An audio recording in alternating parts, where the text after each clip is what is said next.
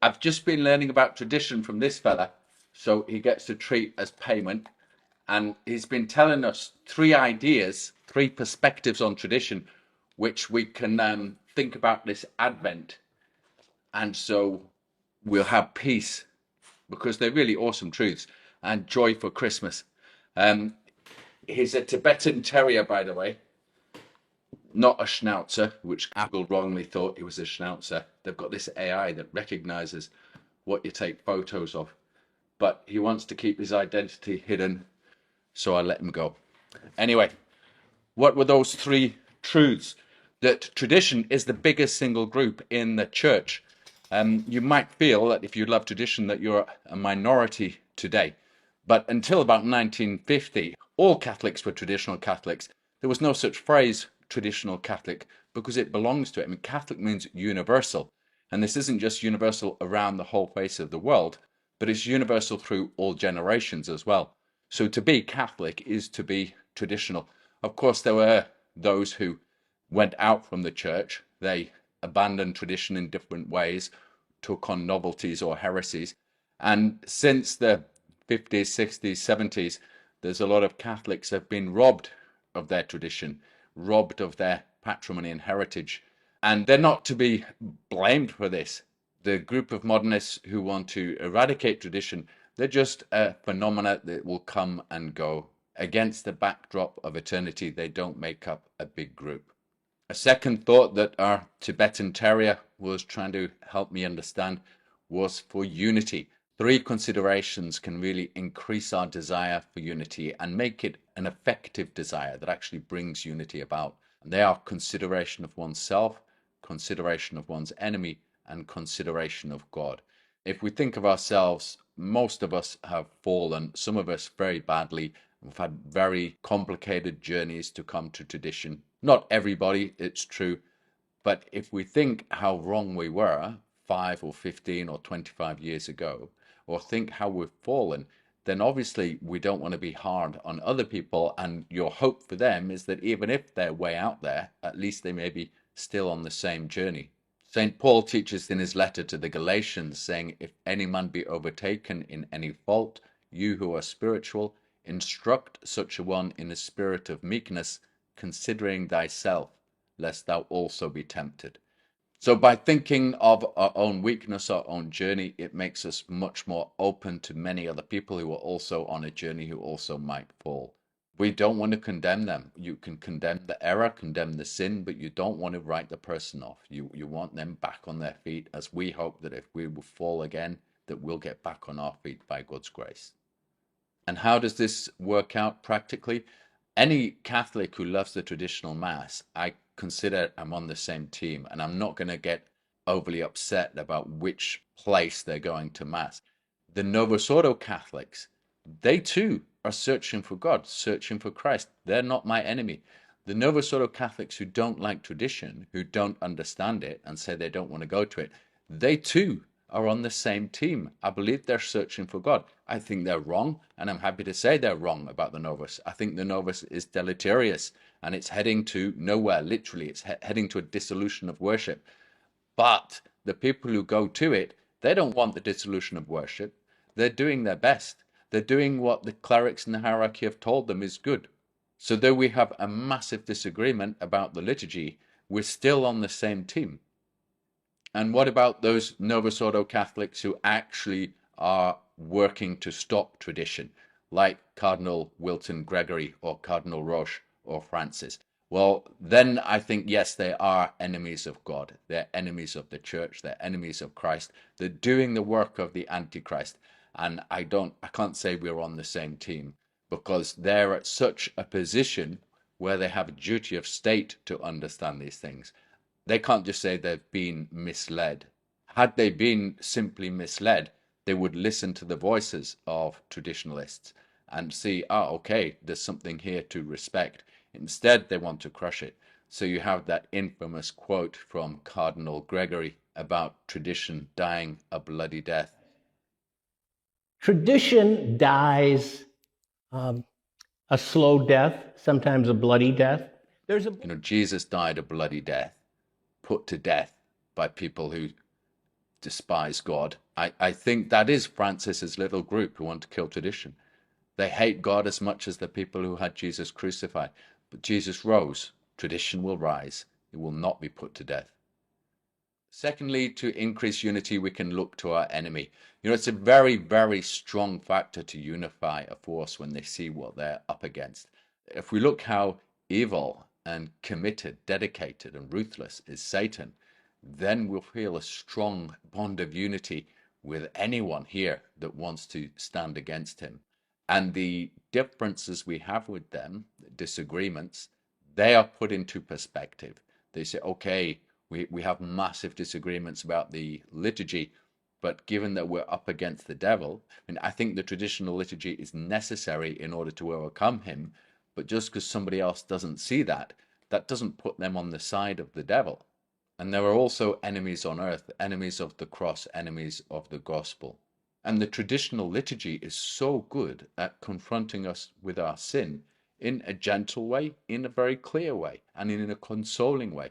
But it won't let us forget about our sin. So you either have to get rid of your sin or get rid of the traditional liturgy. And I think this is why we have those bishops and cardinals and theologians and journalists who are cooperating with the enemies of the cross to do away with tradition, because they want to hang on to their sin or they don't have faith in God.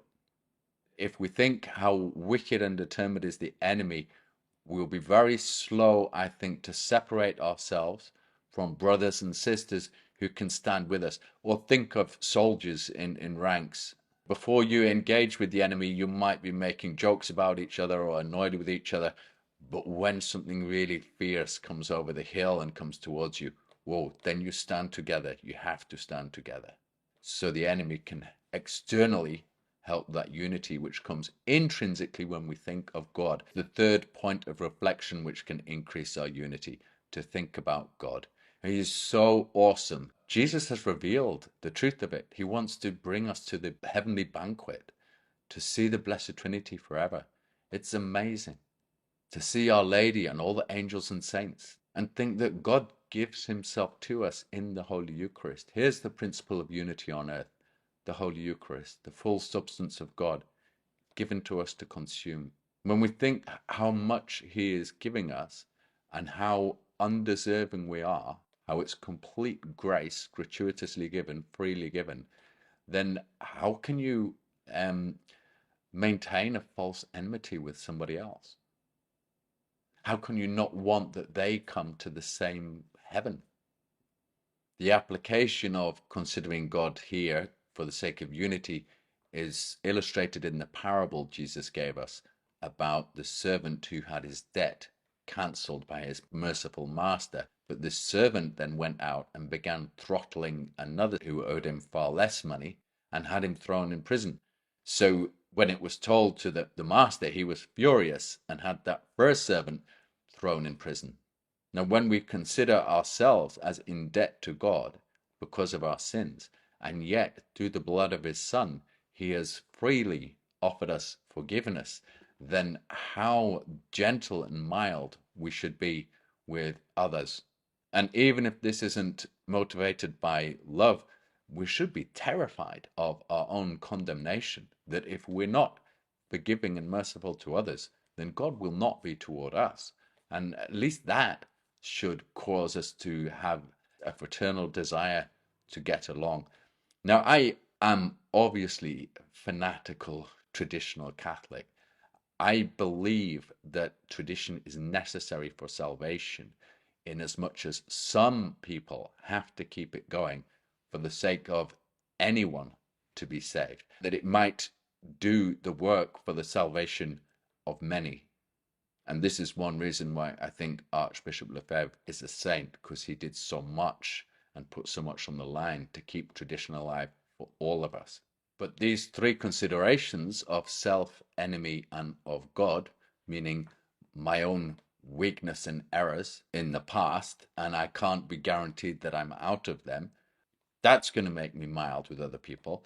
Thinking of the enemy, how ferocious the enemy is, that's going to make me happy to have brothers and sisters who stand against the same enemy. And to think of God's goodness to us, and that if we're not mild in our judgments with others, we can't expect his mildness. So even Novus Ordo Catholics who do not like the traditional Mass, do not get it, have no interest in it, I count them as fellow soldiers in Christ, as long as they're searching for him and trying to live by him as best they understand and as best they've been taught. Perhaps I've said it too many times, though, when once they start trying to do away with tradition, trying to actively stop it from happening, then they're an enemy. I still want their salvation, but I'm going to have to resist them to their face or whatever. The third point of reflection, which can bring us peace this Advent, is to consider the asymmetry underlying the opposition to tradition. The asymmetry is not about a small group of traditionalists trying to defend themselves against this massive Novus Ordo church. It's the other way around. It's that Francis and Gregory and those with him are going up against God. They're rebelling against God, and that's the asymmetry, because that's lunacy. It's hopeless. Why rebel against God? You're not going to win. They have no chance at all. So we can be confident of victory, and when you're confident of victory, it makes you, again, milder to the enemy, not afraid of them, not afraid to suffer along the journey toward victory, because we can be confident it's coming. And because of this asymmetry, that traditionalists can be secure in the strength of God, then we have no desire to mete out the cruelties and injustices which the modernists do. So Francis is trying to ban tradition, and Cardinal Gregory there speaks of how they're doing that. But in the traditionalists I know, there's no desire to ban the Novus Ordo. It's not even a pipe dream. It would be a disastrous thing to do. First of all, it's a terrible injustice to those who've become attached to the Novus Ordo. Maybe they grew up with it and it's all that they know, or they've been what they think is obedient to their bishops and pastors who've told them this is what we're doing now. And they've gone along with that. And that's how they worship God. To try to rip that away overnight would leave people completely lost, and it would be utterly unfair. And so the savagery we see from them and their trickery and deceit to ban tradition, we don't want to copy that. The second reason I think would be a massive mistake is any attempt to ban it would meet with no success. There will be chaos everywhere, just disorder and rebellion. But worse than this is those priests who would then start saying the traditional mass with the spirit of the Novus Ordo. I mean the ones that think you really should have girl altar servers and that you can improvise prayers and ad lib and you can leave things out. Imagine them trying to say the traditional mass with that kind of attitude. It would be heartbreaking, disastrous. No priest should be pressured to say the traditional mass if it's not coming from his heart, that he yearns to say it, and that he's willing to put in months and months of study to learn how to say it properly. Then it's best they stay away, and not to take away from them what they have if they're not ready to come basically to eat red meat spiritually. If people have been drinking rice water or drinking milk for years, you can't suddenly put them onto red meat. It would kill them. So it's utterly wrong-headed to think people can be forced to say the traditional mass or forced to attend it. You know, people who don't believe in the real presence or who think they should be talking in church even during mass, do we want to give them nowhere else to go? I think it's unfair and counterproductive and dangerous. And the third reason I think would be a mistake to try to ban it is that there's no need. Simply remove the obstructions from the old mass, and over time, people will gravitate toward it. Some people never will, but let them continue at the Novus Ordo. Some priests never will. Let them say the Novus Ordo to the end of their life. Most seminarians, though, within a very short time, they'll be wanting to come to the traditional mass, and they'll never learn the Novus Ordo after a few years. And so the generation of priests coming through will all be traditional. And the more people that come to tradition, they can communicate that experience very effectively to others to say how, yes, they were skeptical, yes, they didn't think this was right, but they've tried it and they love it, and that will encourage others. And so there's a kind of a balanced transition, which is achieved, again, not by some mad scheme. We've got to force people to do anything or ban the novus. Simply remove the obstructions from tradition, and all this will follow. We know from Pope St. Pius V that a pope does have the authority to say that a rite that is less than 200 years old, say, can be banned. It doesn't have to be 200 years strictly. I think what he means is much longer than living memory. And so while there is papal authority to ban the novus, for the reasons given before, I think it would be a mistake of absolute carnage, spiritual carnage, injustice, and it would create a threat to the traditional mass. Better leave it in peace, leave the traditional mass in peace, and let things grow as God leads people. God will lead their souls to him, to the truth. So to sum up, the reason I made this video, if it's not totally clear, is to give perspectives which counter infighting, because infighting robs people of peace, and it's happening at so many levels. I don't just mean the inter-trad infighting. I do mean as well between the novice and the trad people. And I think it's important that we have a conversation and strongly disagree with arguments and ideas, but that doesn't mean any ill will to the people we disagree with. Only if they try and touch God's anointed, try and stop tradition, then they are asking for trouble. And if traditionalists know that they're with such a vast majority, with all those saints in heaven, and that to think that your own generation constitutes the majority in the church, if you have 80-90% of the Catholics alive thinking something, that's not a majority in the church. One generation, it comes and goes. If their perspective is not universal and through all centuries and uniting with the church purgative and the church triumphant, then it's not Catholic. So there's peace in knowing that one is a member of this vast and invincible army. There's mildness towards other Catholics when we think of our own weakness. There's a desire to be standing with other Catholics when we see the ferocity and cunning of the enemy, their deceptions. There's a joy in counting as many brothers and sisters as possible when we think of the goods of God, which goods as well also terrify us from cutting people off, lest we're doing this unjustly. And finally, we should not be provoked by the brutality and lies of those around Francis who are so cruelly and unjustly trying to remove tradition. It should never enter our heads that we would want to do the same to them. It's totally unrealistic, counterproductive, would backfire, couldn't be done, certainly couldn't be done within 20 years because the church is just not ready for it. And it's not needed. It's not needed. A couple more popes will have one who says, right, hands off tradition, no more obstructions to it, let it run, and it will run, and it will be awesome. So, blessed Advent to you all, and a blessed octave of the Immaculate Conception.